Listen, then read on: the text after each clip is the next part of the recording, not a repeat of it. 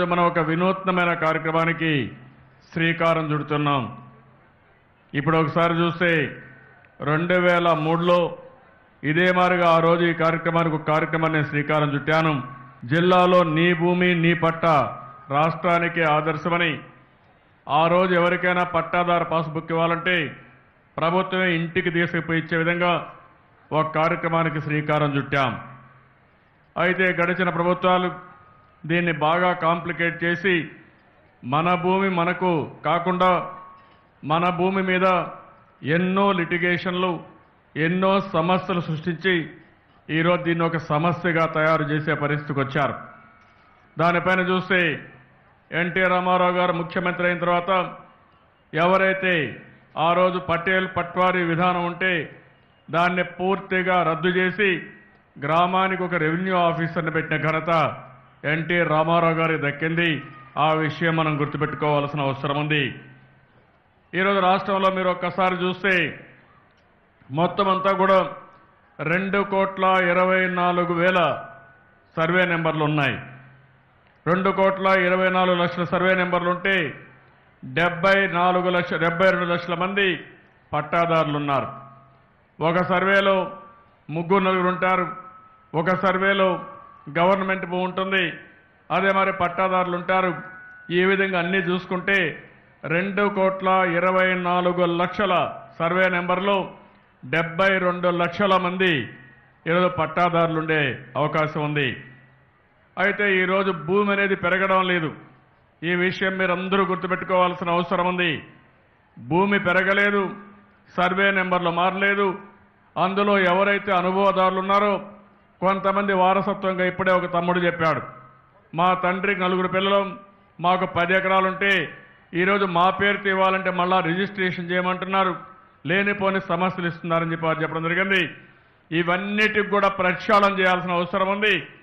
మీ తండ్రి భూమి మీరు పంచుకుంటే పిల్లలకు ఆటోమేటిక్గా భూమి ఇచ్చే కార్యక్రమాన్ని ఈ ప్రభుత్వం చేపడతాం, ఎలాంటి ఇబ్బంది లేకుండా అని చెప్పి కూడా నేను మీకు తెలియజేస్తున్నాను. ఇంకో పక్కన మీరు ఒకసారి చూస్తే ఈ భూమి అంతా కూడా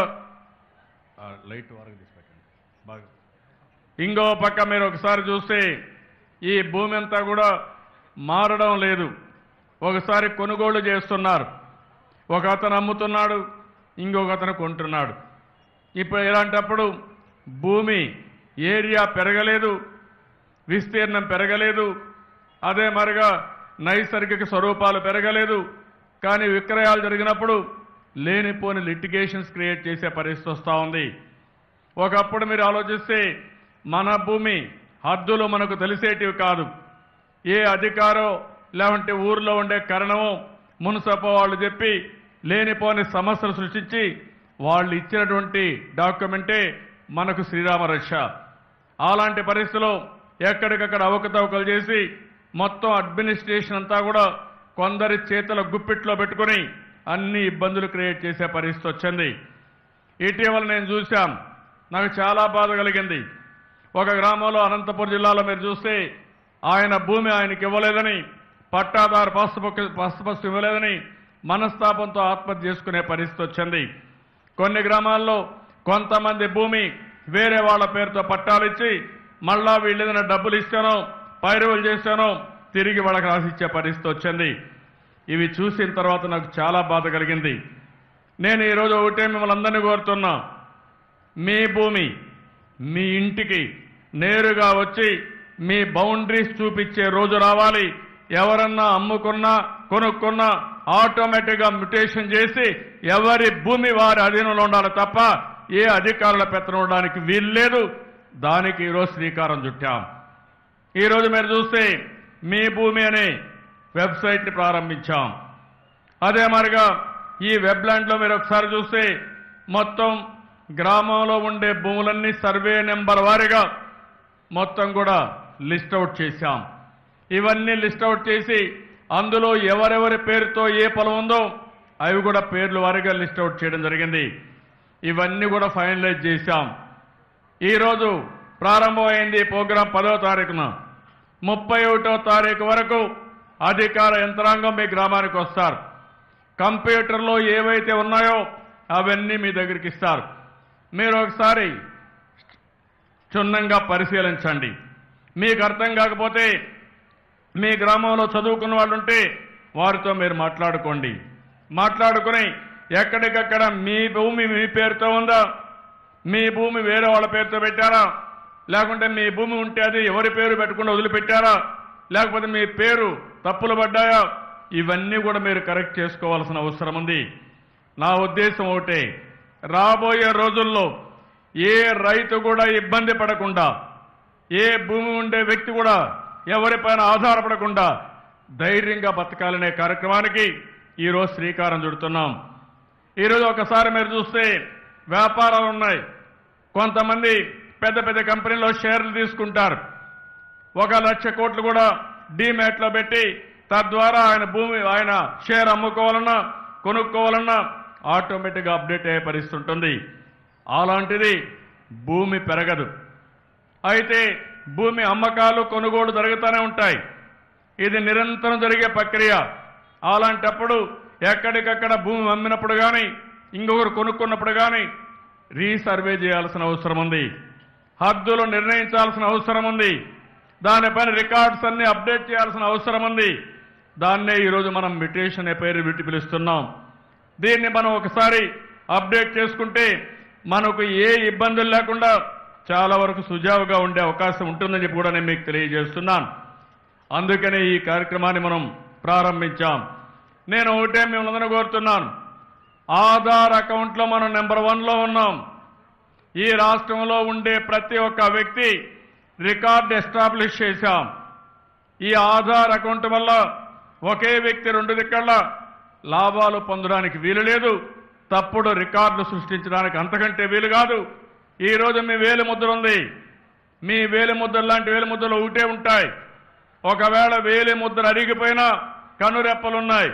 ఈ కనురెప్పలు కానీ డయాగ్నోస్ చేస్తే మీలాంటి కనురెప్పలు వేరే వాళ్ళకు ఉండే అవకాశం లేదు. ఈ రెంటి వల్ల రాష్ట్రంలోనే కాదు ప్రపంచంలో ఉండే జనాభా మొత్తం ఏ వ్యక్తి ఎవరు ఏ గ్రామంలో ఉన్నారో నిర్ధారించే శక్తి వస్తుందని చెప్పి కూడా నేను మీకు తెలియజేసుకుంటున్నాను. అలాంటి కార్యక్రమానికి శ్రీకారం చుట్టి ఈరోజు మీరు ఒకసారి చూస్తే ఈ యొక్క మీ భూమి మీ ఇంటికనే కార్యక్రమం ద్వారా మనం ముందుకొచ్చాం. ఇందులో అడంగలుంది, అదే మరిగా 1B ఉంది. ఈ రెండు మీరు ఒకసారి చూస్తే ఈరోజు అడంగల్ కానీ 1B కానీ ఈ రికార్డ్స్ అన్ని మనం అప్డేట్ చేసుకోవాల్సిన అవసరం ఉంది. ఈరోజు మీ భూమి కార్యక్రమంలో మీరు ఒకసారి చూసుకోవాల్సింది సర్వే నెంబర్ల విస్తీర్ణం ఎంత ఉంది, వాటి వర్గీకరణ ఎట్టుంది, పట్టాదారుని పేరు తదితర వివరాలు ఎట్టున్నాయి, ఇవన్నీ కూడా మీరు చూసుకోవాల్సిన అవసరం ఉంది. ఇంకో పక్కన ఏ సర్వే నెంబర్ భూమి ఎవరి పేరుతో పట్టా అయింది, ఎవరు సాగు చేస్తున్నారు, ఏ సంవత్సరం ఏ సర్వే నెంబర్లో ఏ తరహా పంటలు వేశారు, ఆ భూమి మాగాణినా మెట్ట భూమి, ఇలాంటి వివరాలన్నీ కూడా మీ భూమి పోర్టల్లో పెట్టాం. అదే మాదిరిగా ఈరోజు మీరు చూస్తే మీకు చాలా మందికి ఫోన్లు ఉన్నాయి. ఇక్కడ కూడా చాలా మందికి స్మార్ట్ ఫోన్లు కూడా ఉన్నాయి. డాక్రా సంఘాలకైతే ప్రతి ఒక్క గ్రామానికి ప్రతి ఒక్క సంఘానికి స్మార్ట్ ఫోన్ ఉండే అవకాశం ఉంది. ఈరోజు రికార్డ్స్ అన్నీ ఆన్లైన్లో ఉంటాయి. మీ ఊరి పేరు లేకుంటే మీ పేరు కొడితే మీ సర్వే నెంబర్ కొడితే ఆటోమేటిక్గా రికార్డ్స్ అన్నీ మీరు చూసుకునే పరిస్థితి వస్తుంది. అక్కడ ఎవ్వరు కూడా మోసం చేయలేరని చెప్పి కూడా నేను మీకు తెలియజేస్తున్నాను. ఈరోజు 1B అంటే మనకు ఒక అవగాహన ఉండాల్సిన అవసరం ఉంది. ఒక వ్యక్తికి వివిధ రకాలుగా లభించిన భూమి హక్కు కానీ ఆ వివరాలన్నీ ఇందులో మనం పెడుతున్నాం. అతని ఖాతాదారుని పేరు, అతని తండ్రి పేరు, భూముల వివరాలు, ఎలా అతనికి భూములు సంక్రమించాయి, ఇవన్నీ వివరాలు పొందుపరుస్తున్నాం. ఇంకొక పక్క FBM ఉంది. ఇది కూడా మీరు చూస్తే పొలం కొలతల పుస్తకం. ఓసారి పొలం అమ్మినప్పుడు పొలం కొన్నప్పుడు పక్క నుండి ఖాతాదారుల పేర్లు మారుతూ ఉంటాయి. ఇవన్నీ కూడా నోటిఫై చేయగలిగితే ఈ పుస్తకాలు అప్డేట్ చేస్తే చాలా వరకు సమస్యలన్నీ పరిష్కారం చేసే పరిస్థితి వస్తుంది. ఇటీవల నేను చూశాను, సమీక్షలు చేశాను. సమీక్షలు చేస్తే 64 సర్టిఫికెట్ అడుగుతున్నారు రెవెన్యూ డిపార్ట్మెంట్. 64 సర్టిఫికెట్ అడిగి ఆ సర్టిఫికెట్ కావాలంటే ఎవరైనా పిల్లలు చదువుకోవాలంటే కాలేజ్ సీటు తెప్పించుకోవడం చాలా సులభంగానే ఇన్కమ్ సర్టిఫికెట్ తెప్పించుకోవడం మాత్రం గగనమైపోతా ఉంది. చెప్పులు అరిగిపోయేట్టుగా తిరుగుతున్నారు. అందుకే నేను ఒక మాట చెప్పాను, ఎవరైతే రేషన్ కార్డు ఉన్నాయో వాళ్ళందరూ పేదవాళ్ళు, వాళ్ళకి అన్ని బెనిఫిట్స్ ఇవ్వండి. ఏ అధికారి కూడా ఇన్కమ్ సర్టిఫికెట్ అడగకుండా నేరుగా రేషన్ కార్డు చూసుకొని తద్వారా స్కాలర్షిప్లు కానీ హాస్టల్ సీట్స్ ఇమ్మన్నాను. దీనివల్ల ఎవరికీ ఇబ్బంది లేదు. ఈరోజు స్టూడెంట్స్ ఉన్నారు, తల్లిదండ్రులు స్కూలుకు పంపిస్తే స్కాలర్షిప్ కోసం ఎంఆర్ఓ ఆఫీస్ చుట్టూరు తిరిగే పరిస్థితి వస్తూ ఉంది. ఇంకో పక్క నేటివిటీ అంటే ఎక్కడ పుట్టారని సర్టిఫికేట్ కావాలి. ఈరోజు ఆధార్ అకౌంట్ ఉంది. ఆధార్ అకౌంట్ నెంబర్ చూపిస్తే మీరు ఏ ఊర్లో పుట్టారు, ఏ ఊర్లో ఉన్నారు, మీ కుటుంబ వివరాలన్నీ వస్తాయి. అలాంటప్పుడు నేటివిటీ సర్టిఫికెటే అవసరం లేదు. ఇంకో పక్క మీరు చూస్తే డేట్ ఆఫ్ బర్త్, పుట్టిన తేదీ, ఈ వివరాలు కూడా అవసరం లేదు. ఎందుకంటే మీ యొక్క ఆధార్ అకౌంట్ ఒకసారి చూసుకుంటే ఎవరు ఎప్పుడు పుట్టారో వాళ్ళ డేట్ ఆఫ్ బర్త్ ఉంది. ఒకవేళ కొంతమందికి డేట్ ఆఫ్ బర్త్ లేకపోతే ఏ సంవత్సరంలో పుట్టారో ఆ సంవత్సరం కూడా ఉంది. దాన్ని కూడా అడగాల్సిన పని లేదు. అదే మరి కుల ధృవీకరణ పత్రాలు ఉన్నాయి. రాబోయే రోజుల్లో దాన్ని కూడా సింప్లిఫై చేయబోతున్నాం. ఇవన్నీ కానీ ఒకసారి అప్డేట్ చేస్తే ఎస్సీలుంటే మాలా మాదిగన, బీసీలుంటే కేటగిరీ వారిగా ఏబిసిడీలా, అగ్రవర్ణాలు అయితే అగ్రవర్ణాలు, ఎస్టీలు అయితే ఎస్టీలు, ఇవన్నీ కూడా ఒక్కసారి ఇన్ఫర్మేషన్ పెడితే మళ్ళీ అడిగే పరిస్థితి ఉండదని చెప్పి కూడా నేను మీకు తెలియజేస్తున్నాను. ఈరోజు గవర్నమెంట్ మనం కొన్ని నిర్ణయాలు చేశాం. ఈరోజు మీరు చూసే కంప్యూటరైజేషన్ మీద అన్ని ల్యాండ్ రికార్డ్స్ కంప్లీట్ చేస్తున్నాం. ఆధార్ అకౌంట్కి రెవెన్యూ రికార్డ్స్ని అనుసంధానం చేస్తున్నాం.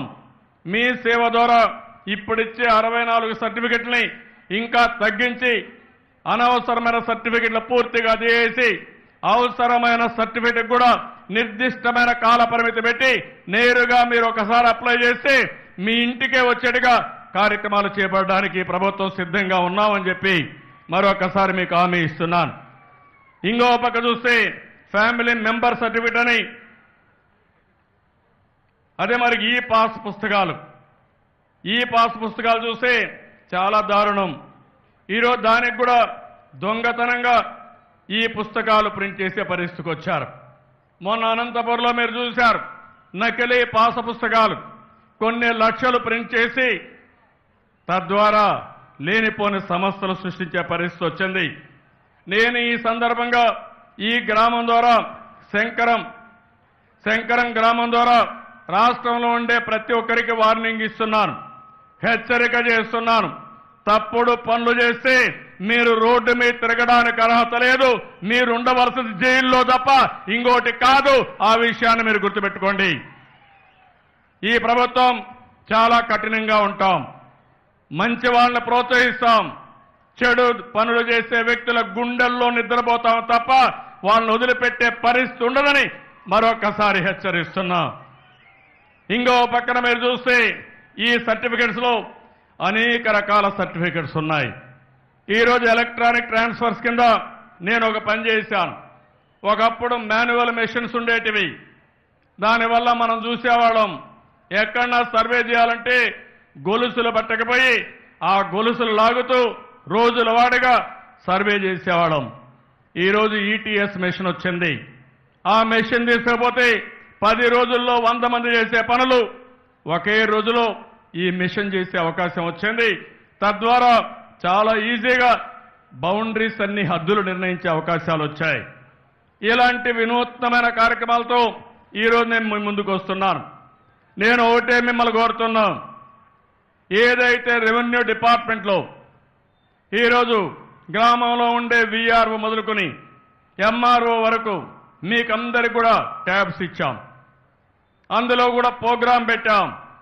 ఈ 30 రోజుల్లో 20 రోజుల్లో రాష్ట్రంలో అన్ని గ్రామాల్లో రికార్డ్స్ అన్ని కరెక్ట్ చేసే బాధ్యత మీరు తీసుకోవాల్సిన అవసరం ఉంది. ఈరోజు ఇంకొక విషయం కూడా నేను మీకు విజ్ఞప్తి చేస్తున్నాను. ఈ ప్రభుత్వం ఉద్యోగస్తులకు అన్ని విధాల న్యాయం చేయడం కోసం నేను ముందుకు వచ్చాను. 42% ఫిట్మెంట్ ఇచ్చాం. భారతదేశంలోనే కేంద్ర ప్రభుత్వం కంటే ఎక్కువ జీతాలు ఇచ్చే రాష్ట్రం ఆంధ్రప్రదేశ్ రాష్ట్రం. దీనికి నేను గర్వంగా ఉన్నానని చెప్పి కూడా నేను మీకు తెలియజేస్తున్నా.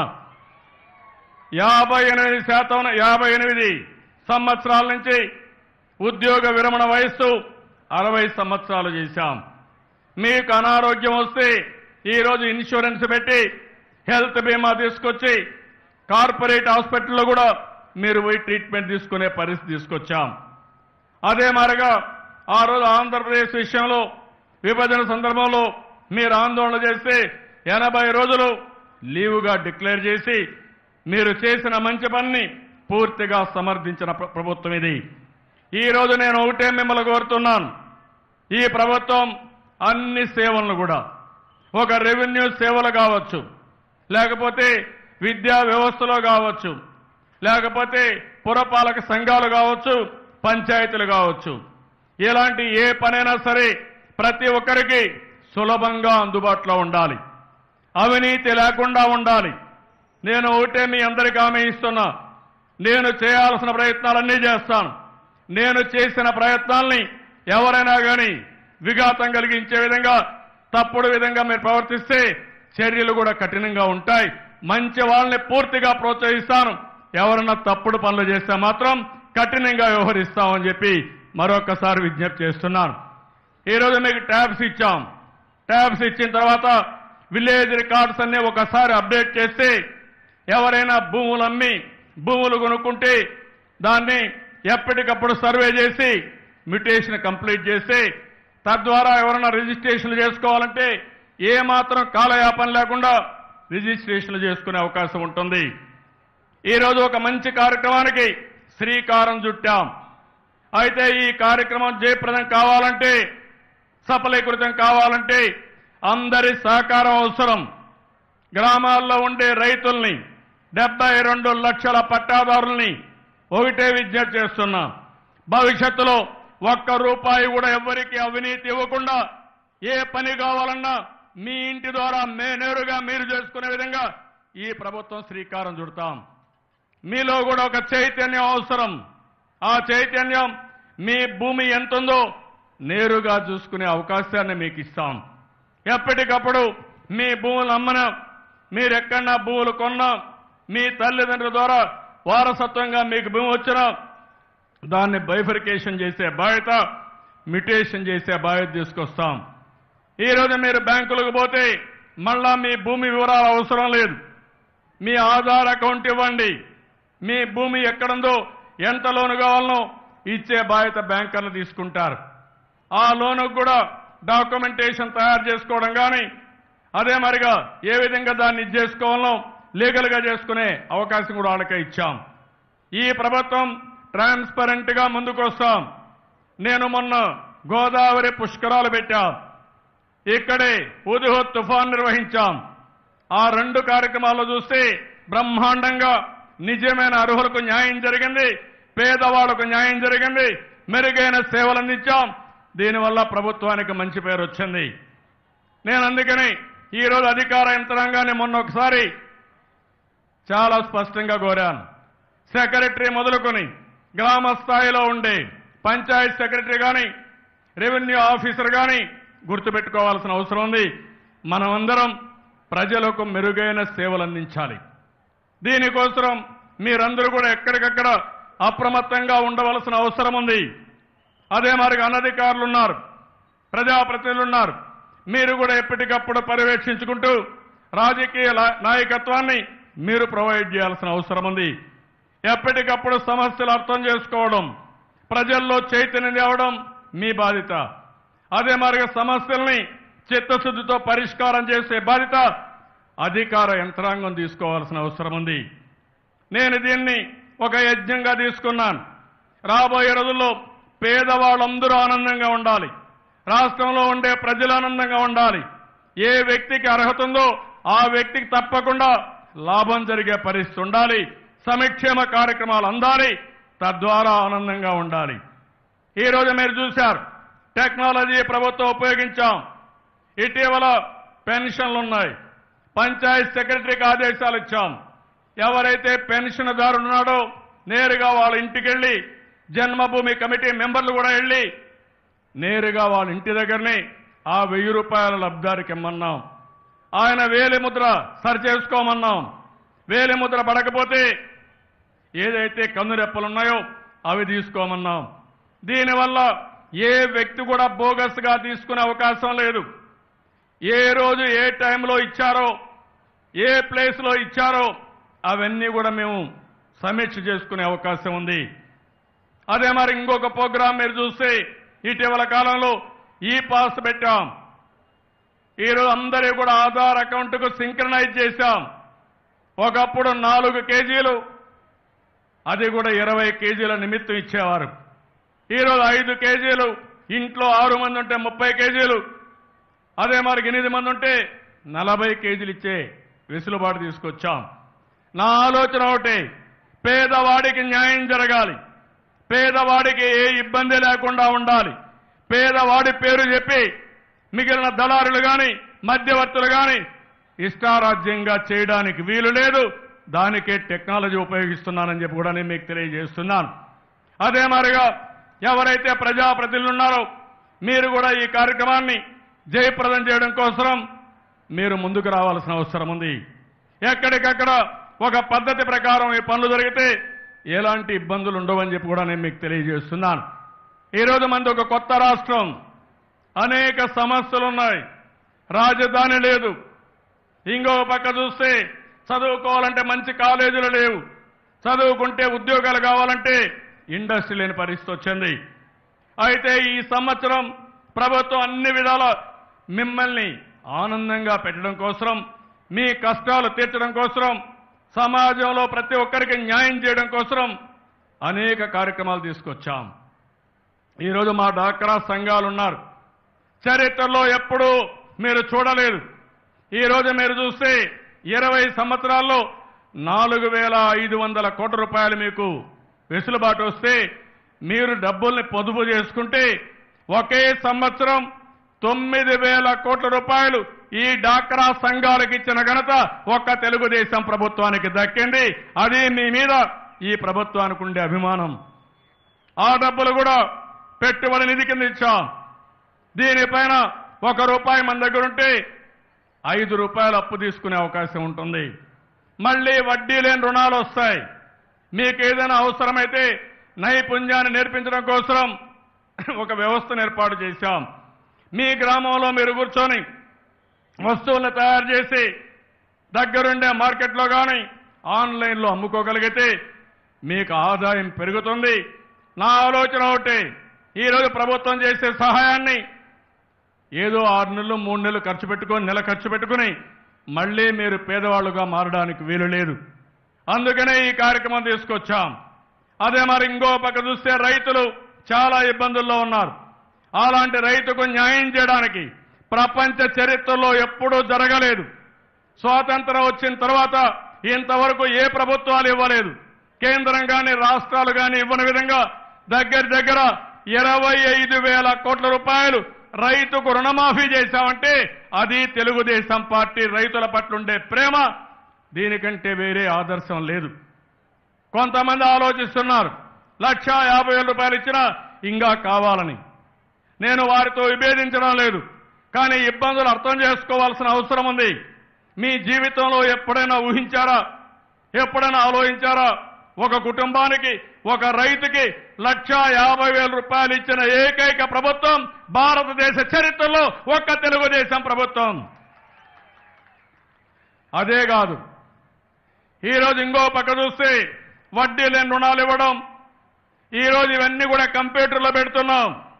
తొందరలోనే మీ ఊర్లోనే నోటీస్ బోర్డులో పెద్ద బోర్డు పెట్టి ఏ వ్యక్తికి ఎంత డబ్బులు ఇచ్చామో, ఆ గ్రామానికి ప్రభుత్వం వల్ల ఎంత లాభం వచ్చిందో అవన్నీ కూడా గ్రామాల్లో పెట్టి మీ అందరి ఆమోదం కోసం మీ అర్థం చేసుకోవడానికి పెడుతున్నాం. పెన్షన్లు ఇచ్చాం, 1,000 రూపాయలు పేదవాళ్ళకి 5 రెట్లు పెంచాం. ఇది చరిత్రలో ఎప్పుడూ జరగలేదు. వికలాంగులకి 3 రెట్లు పెంచాం. ఒక్కొక్క నెల దగ్గర 450 నుంచి 500 కోట్లు ఖర్చు పెడుతున్నాం. సంవత్సరానికి 6,000 కోట్లు చొప్పున 5 ఏళ్లలో 30,000 కోట్ల రూపాయలు ఖర్చు పెడుతున్నాం. ఇది కాకుండా ఎస్సీల కోసం సప్లాన్ పెట్టాం, ఎస్టీల కోసం సప్లాన్ పెట్టాం, వెనుకబడిన వర్గాల కోసం సప్లాన్ పెట్టాం, అభివృద్ధి కార్యక్రమాలు చేశాం, నీటి పారుదలకు ప్రాముఖ్యత ఇచ్చాం. అదే మరి గ్రామాల్లో సిమెంట్ రోడ్లు వేసుకోవడం, మరుగుదొడ్లు కట్టుకోవడం, మురికి కాలాలు దవ్వుకోవడం, ఇలాంటి కార్యక్రమాలకు అన్నిటి కూడా ప్రాధాన్యత ఇచ్చాం. ఈ సందర్భంగా నేను ఒకటే మీ అందరికీ విజ్ఞప్తి చేస్తున్నాను. ఈరోజు మనమందరం కూడా బైఫర్కేషన్ చట్టంలో కొన్ని పొందుపరిచారు. అందులో కూడా కొన్ని ఇబ్బందులు ఉన్నాయి. మనకు నేను చెప్పినట్టు అన్ని కూడా వ్యవస్థలు లేవు.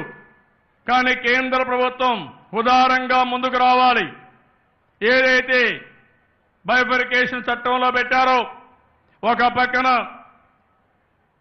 స్పెషల్ స్టేటస్ ఇవ్వడం కానీ, ఇంకొక పక్కన కూడా మీరు ఆలోచిస్తే వెనుకబడిన జిల్లాల అభివృద్ధి కోసం పోయిన సంవత్సరంలో ఉత్తరాంధ్ర 3 జిల్లాలు, రాయలసీమ 4 జిల్లాలకి 50 కోట్ల రూపాయల చొప్పునిచ్చారు. ఇంకా ఆర్థిక సహాయం చేయాల్సిన అవసరం ఉంది. రాజధాని నిర్మాణానికి ఆర్థిక సహాయం చేయాలి.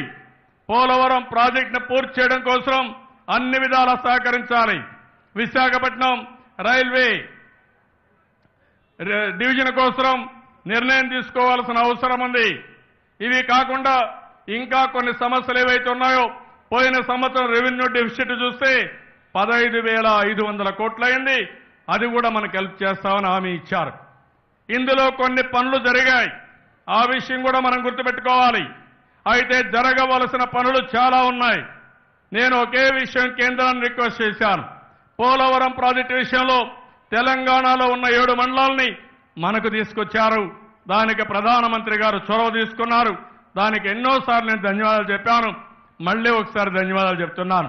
అదే మాదిరిగా ఏదైతే డెఫిసిట్ ఫైనాన్స్ కి కొంత డబ్బులు ఇచ్చారు, ఇంకో పక్కన రాజధాని నిర్మాణానికి కూడా 1000 కోట్ల రూపాయలు ఇచ్చారు. నేను ఒకటే అడిగేది, ఈరోజు స్పెషల్ స్టేటస్ ఇస్తే కొన్ని లాభాలుంటాయి, ఇండస్ట్రియల్ ఇన్సెంటివ్స్ ఇస్తే కొన్ని లాభాలుంటాయి, వెనుకబడిన ప్రాంతాలకు డబ్బులు ఇస్తే ఆ ప్రాంతాలు అభివృద్ధి అవుతాయి. ఇవన్నీ కూడా దృష్టిలో పెట్టుకుని కొత్తగా విభజించిన రాష్ట్రం 1,00,000 సమస్యలున్నాయి. దీనికి కేంద్రాన్ని నేను కోరేది ఒకటే, మన ఇరుగు పొరుగు రాష్ట్రాలు తమిళనాడు, కర్ణాటక, తెలంగాణ వాళ్ళ రాష్ట్రాలు ఏ విధంగా అభివృద్ధి అయ్యాయో ఆ అభివృద్ధి చేసే వరకు మనకు అండగా ఉండమని కేంద్రాన్ని కోరుతున్నాను. మనకు అండగా ఉంటే తర్వాత మన ఈ దేశ అభివృద్ధి కోసం మనం పూర్తిగా సహకరించే పరిస్థితి ఉంటుంది. నేను అందుకని నిన్న కూడా తిరుపతిలో జరిగిన ఇన్సిడెంట్ బట్ట నా ప్రగాఢ బాధను వ్యక్తం చేశాను. ఈ రోజు ఎవరు కూడా త్యాగాలు చేయొద్దని మాత్రం కోరుతున్నాను. అవసరమైతే కేంద్రాన్ని మెప్పించే విధంగా మనం కార్యక్రమాలు చేపడదాం. కానీ ఈ రోజు కొంతమంది ఎమోషన్కి కానీ గురై భావోద్రేకాలతో మీరు కానీ అఘాయిత్యాలు చేసుకుంటే కుటుంబాలు నష్టపోతాయి, ఇబ్బంది పాలవుతాం. ఆ విషయం గుర్తుపెట్టుకోవాల్సిందిగా మరొకసారి కోరుతున్నాను. నేను కూడా తొందరలోనే ప్రధానమంత్రి గారి యొక్క అపాయింట్మెంట్ అడిగాను. కేంద్ర మంత్రుల యొక్క మీటింగ్ కోసం కూడా లేఖలు రాస్తున్నాను. తొందరలోనే కేంద్రంతో కలిసి ఈ సమస్యల పరిష్కారం కోసం వారిని సహకరించవలసిగా తొందరలోనే కోరతానని చెప్పి కూడా నేను మీకు తెలియజేస్తున్నాను. నేను ఎట్టి పరిస్థితుల్లో కూడా ఒక్క విషయం మీరు గుర్తుపెట్టుకోండి, ఈ రాష్ట్రంలో 5 కోట్ల మంది జనాభా ఉన్నారు. ప్రతి ఒక్కరి కళ్లల్లో వెలుగు చూడాలని, మీ ముఖంలో ఆనందం చూడాలని ఏకైక కోరిక తప్ప నాకు వేరే కోరికలు లేవు. ఇది సాధించే వరకు నా జీవితంలో చివరి రక్తపు బొట్టున్నంత వరకు దీనికోసం ప్రయత్నం చేస్తాను. మీరు కూడా గుర్తుపెట్టుకోవాల్సింది, ఈ ప్రభుత్వం చేసే కార్యక్రమాల్ని పూర్తిగా సహకరించాల్సిన అవసరం ఉంది. ఈరోజు ఈ గ్రామానికి వచ్చినప్పుడు నన్ను కొన్ని సమస్యలు అడిగారు. ఇందులో కూడా చూస్తే గ్రామం మొత్తం ఒక 6.13 కిలోమీటర్లు డ్రైనేజ్ కానీ అదే మరి సీసీ రోడ్లు కావాలన్నారు. దీనికి 2,60,00,000 రూపాయలు అవుతుంది. తప్పకుండా నేను గ్రామానికి వచ్చాను, దీన్ని శాంక్షన్ చేస్తున్నానని చెప్పి మీ అందరికీ హామీ ఇస్తున్నాను. అదే మరి ఒక బీటీ రోడ్డుకి 1,10,00,000 అవుతుంది. 3.25 కిలోమీటర్లు ఉంది, దీన్ని కూడా శాంక్షన్ చేస్తాం. అదే మరి ఊరిలో శ్మశానం కావాలన్నారు, దీన్ని కూడా శాంక్షన్ చేస్తున్నాం. ఇది కాకుండా గోపాలమిత్ర బిల్డింగు, అదే మరిగా సబ్ సెంటర్ కావాలన్నారు. ఈ రెండు కూడా శాంక్షన్ చేస్తున్నామని చెప్పి నేను మీకు తెలియజేసుకుంటున్నాను. అంగన్వాడీ బిల్డింగ్ కావాలన్నారు, అది కూడా శాంక్షన్ చేస్తాం.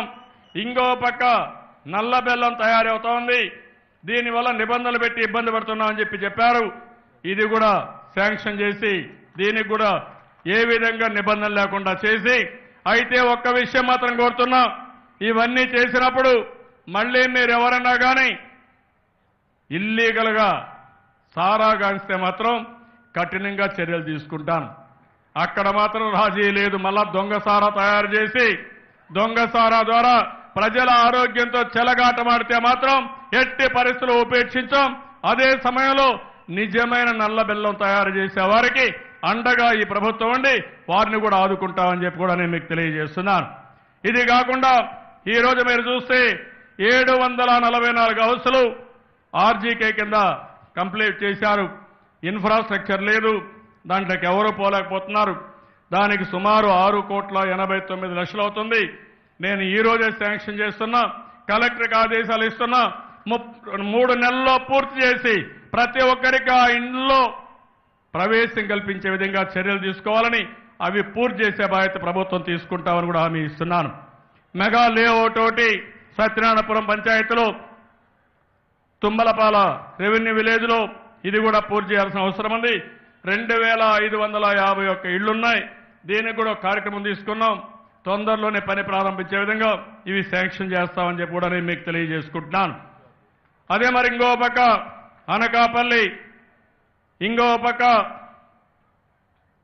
అనకాపల్లిది పరవాడ, మునగపాడు, కసింకోట ఇవన్నీ కూడా ఒక వాటర్ స్కీమ్ శాంక్షన్ చేశారు. 36 కోట్ల రూపాయలతో ఈ శాంక్షన్ చేయడం జరిగింది.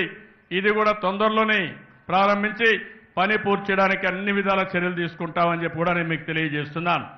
మరొకసారి ఈ మీటింగ్ చూసిన తర్వాత నాకైతే విశాఖపట్నంలో 12 గంటలకే అతి ముఖ్యమైన మీటింగ్ కూడా ఉంది. చాలా మంది పారిశ్రామికవేత్తలు వస్తున్నారు. విశాఖపట్నంలోనే కాకుండా రాష్ట్రంలో పెద్ద ఎత్తున ఇండస్ట్రీస్ రావాల్సిన అవసరం ఉంది. దానికోసం కూడా ఈ ప్రభుత్వం అన్ని విధాల ప్రయత్నం చేస్తున్నాం.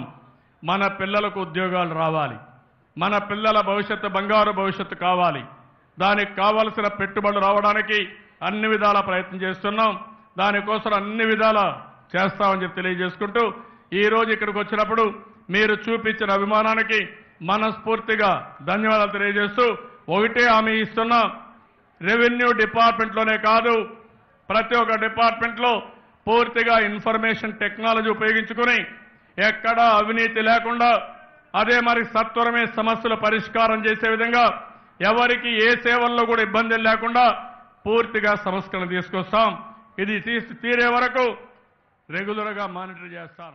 వెంకన్న సాక్షిగా తిరుపతిలో మోడీ గారు కానివ్వండి, చంద్రబాబు నాయుడు గారు కానివ్వండి, పవన్ కళ్యాణ్ గారు కానివ్వండి, ప్రతి ఒక్కరు కూడా ఈ రాష్ట్రం రాజధాని లేకుండా విడిపోయింది, నష్టాల్లో ఉందని మాకు అర్థమైంది. కాబట్టి దీనికి ప్రత్యేక హోదా మేము ఇస్తామని చెప్పిన దాఖలాలు మీరందరూ కూడా వీడియోల్లో చూసింటారు. కానీ ఈ రోజు మోడీ గారికి పీఎం హోదా వచ్చింది, చంద్రబాబు నాయుడు గారికి సీఎం హోదా వచ్చింది. కానీ మన రాష్ట్రానికి మాత్రం ప్రత్యేక హోదా రాలేదు అంటే ఎంత బాధాకరమో ఒకసారి మీ అందరూ కూడా ఆలోచించాలి.